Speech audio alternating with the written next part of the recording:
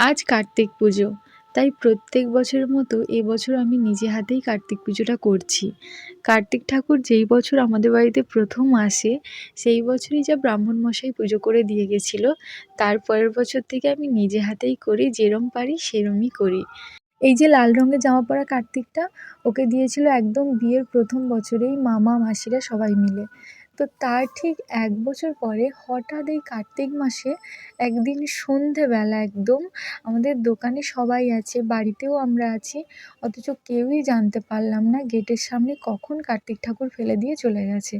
তো তারপর হঠাৎ রাস্তা দিয়ে লোক যেতে যেতে বলল যে, "তোমাদের বাড়িতে কার্তিক ফেলেছে, তোলো।" গিয়ে যখন দেখি যে আমাদের ঠাকুরবাড়ি থেকেই সবাই মিলে এসে দিয়ে চলে গেছে সন্ধেবেলা, আমরা বুঝতেই পারিনি। তো অলরেডি আমাদের বাড়িতে ২ টো কার্তিক আছে, পুজোও পাচ্ছে। প্লিজ আর কেউ কার্তিক ফেলো না আমাদের বাড়িতে। তোমাদের গল্পটা কেমন লাগলো কমেন্টে জানিও।